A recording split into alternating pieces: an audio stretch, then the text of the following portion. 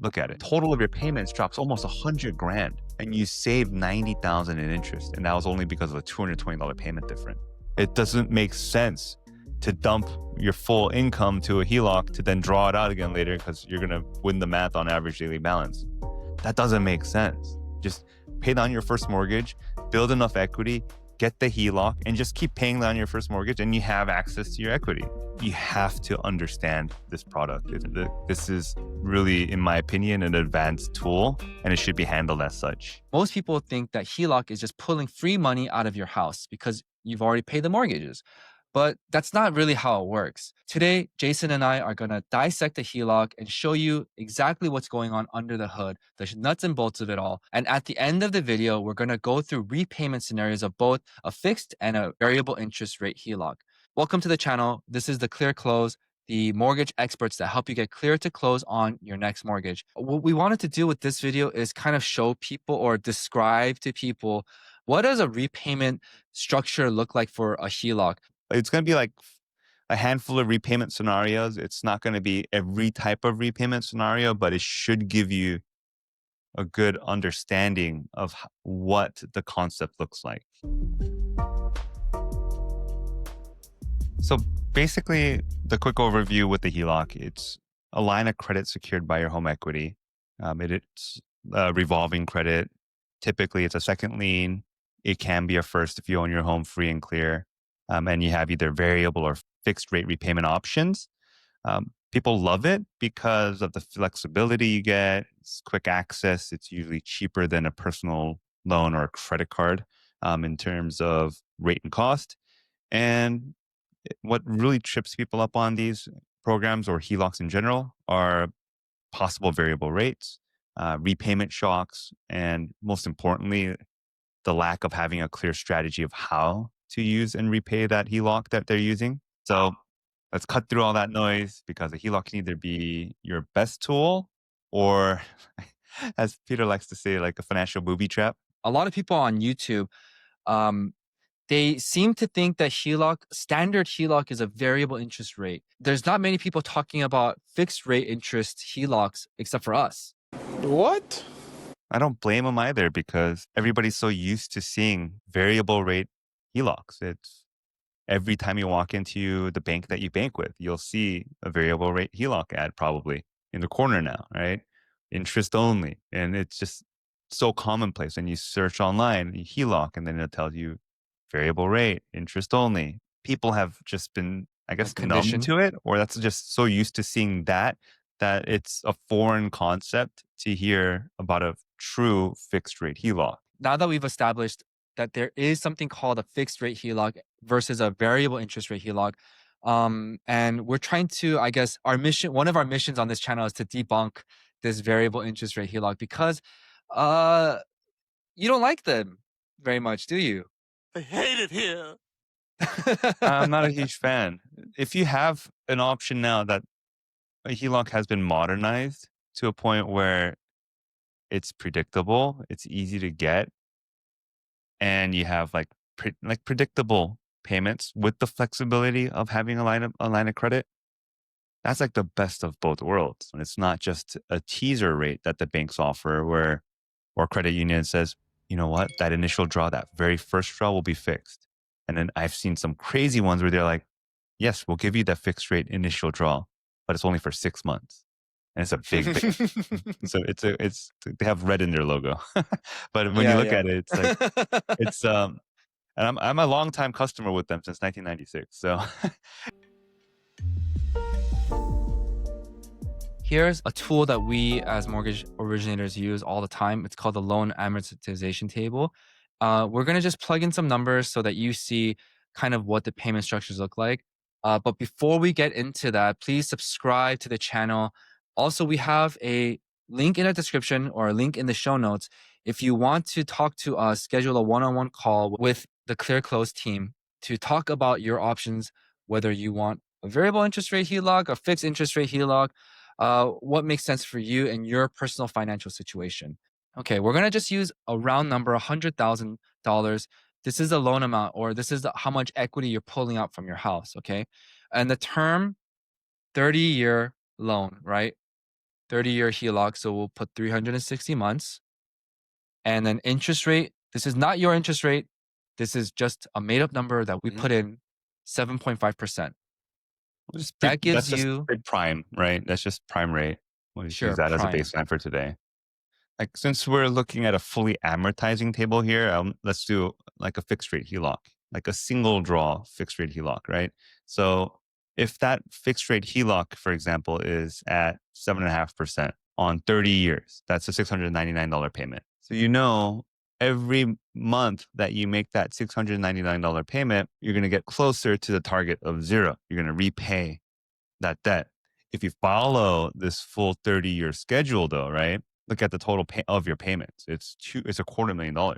$150,000 is interest. But good thing to note about HELOCs like our program are there's no prepayment penalties. So like if you took that same HELOC, right? And you wanted the maximum draw of 5 years that this program offers, you have the ability to make any type of payment you want towards it. So because like say for example, you end up deciding, let's go with the 15-year payment. So we'll change that to 180 month, right?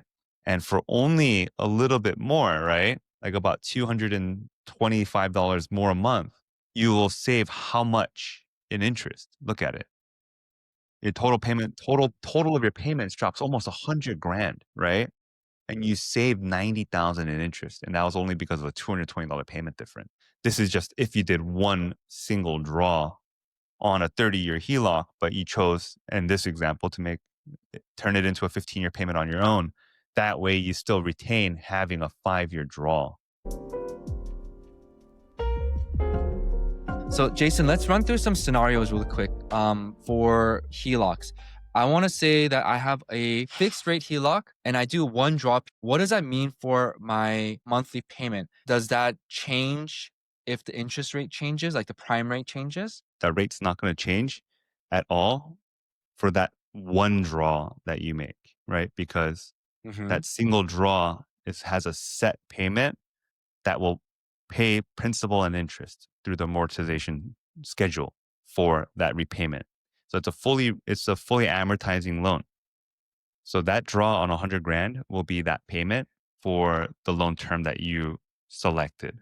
What if I have multiple draws? So let's say I have 5 draws once a year for 5 years on the draw period. We locked in 7.5%. Will that draw be a 7.5 interest rate? Or will it be whatever the current prime rate is on that day?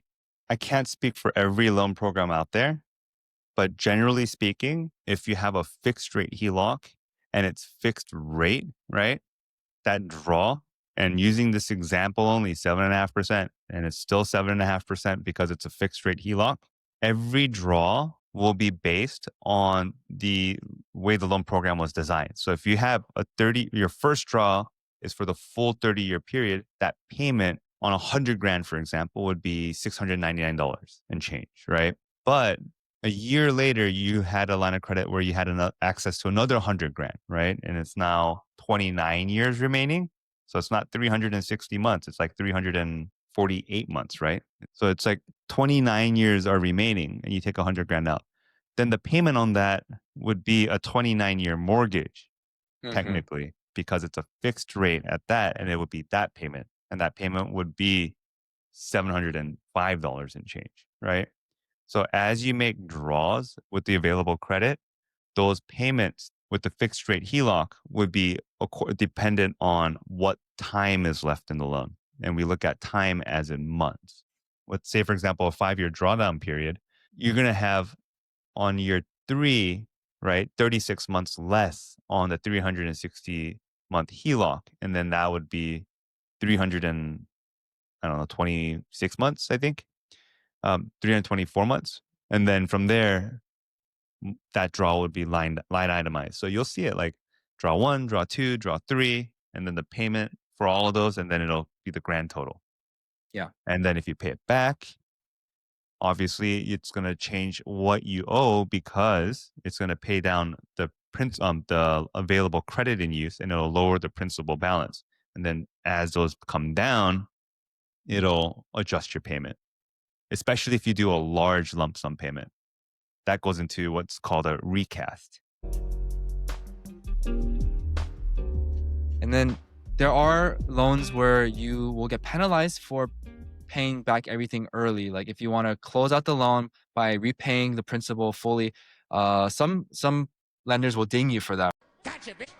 Right? They'll make you pay extra Good as like question. a Yeah, good reminder, Peter. repayment. I know we haven't touched on that in a while, but there's I see a lot of HELOCs where we refinance to better terms that weren't from us, where it was sold to them as a free loan, but because we are paying it off within like a year or 2 or 3 to get better terms on their HELOC, the bank charged a early closeout or early termination fee, or it's like it's a prepayment penalty. But I've seen it where like they paid off too quickly. Now you owe all of the loan surcharges that were they gave you quote unquote for free because you didn't keep the balance for 36 months, or you didn't maintain a credit usage on that line for 24 months, and Mhm. that's ridiculous to me. So this is, as a consumer, this is what we call hidden fees, right? And if you don't ask the right questions, like Well, you're it's gonna not hidden. They're there. They're just not explained to you. but to consumers, right? Like we don't think about, oh, what happens at the end of the mortgage? We just want to know, are there hidden fees that I need to pay now when I Mhm. sign this dotted line? Is there going to be an extra fee that I haven't seen yet? The hidden fees are always at the end when you try to exit.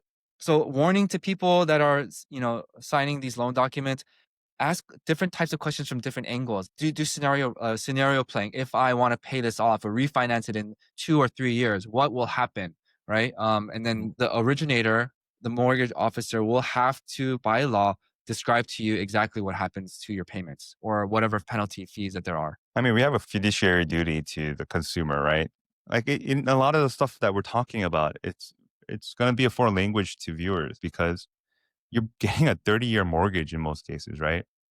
Or like a fixed rate mortgage on a first, and you're just paying that one payment. But when you get like a line of credit, it's more complex than that. It's not that simple. I hope this doesn't discourage you. If it does, actually, maybe it is better that it discourages you because this wasn't meant for you. You needed to go back to a cash out refinance. But for those, like if they understand, if you're trying to learn on how you use this HELOC and you understand how draws work, multiple draws, how these variable rates. Can you explain it from front to back how a variable interest rate repayment schedule looks like? So variable interest rate is very different because it's not amortizing at all. It's your responsibility as a consumer with a variable rate HELOC to pay principal down on what you're borrowing. Because as you make multiple draws on a variable interest rate, they're not going to have a repayment schedule because it's that balance is just average daily balance. What you're using because it's interest only, it'll adjust monthly, quarterly, or every 6 months according to how that program is designed. And then once the draw period closes and you're into, this is where the repayment period comes into play for On variable a interest. variable rate, correct. And Yeah. it'll be a repayment period on a variable interest rate. Yeah. So like, that doesn't sound good to me either. So like, what is your exit on that? You have to have such a clear exit on that variable rate program. Fixed rate, you can just keep it and just pay it off, and you know it's going to go to zero. But variable rate, when I have people telling me they want a 10-year interest only variable rate HELOC for $500,000, I'm like, Why? Why? Why? man, what is your plan here? Because like, is your income going to be the same in 10 years? Are you going to be in the same spot in the 10 years? Like 10 years is a long time. I'll be real here. This video is not for the faint of heart, but this is also the part of HELOC that I think is boring for a lot of people. A lot of people don't think about it. Some people don't use a HELOC multiple times on a draw period because I'll be like, from what I can see with patterns of behavior is they'll do the HELOC, they'll consolidate the debt, they have a schedule or a plan on repaying it over time, and they know because we spoke about it, like because of that 5-year drawdown period. Now you know, like as we make these types of payments, you're gonna rebuild available credit on that trade line, so that in case the next house repair comes up, you're not going to your credit card at 20% interest. You're coming to your HELOC at 7.5% interest and doing that roof repair or changing your water heater out or the new HVAC, or you want a battery for your home and you want to do that instead, right? So it's for this HELOC is a great tool as long as you understand how it's used. But again, those YouTubers talk about it like fringe cases. Like, man, I hear some weird concept like velocity banking that people keep asking me about. I'm sorry. If you're trying to house hack with a HELOC, I don't want any part of it. Don't edit this out, Peter. There's no hack in life, and especially there's no hack in real estate. Like literally, I hope actually we should make a video on velocity banking because I know you did a little bit of research on it too, but that concept doesn't make sense. Like, why do you need to overcomplicate how you're going to repay a loan? Like, just pay your loan back and get a HELOC. It doesn't make sense to dump your full income to a HELOC to then draw it out again later because you're going to win the math on average daily balance. That doesn't make sense. Just pay down your first mortgage, build enough equity, get the HELOC, and just keep paying down your first mortgage, and you have access to your equity. Like, why do you need to make it so complicated? So that was a lot. That was a lot I of hope it math. edits out well. If we can find a way to help, that's all we want to do at the end of the day. That's it for us today, and we'll see you guys on the next one.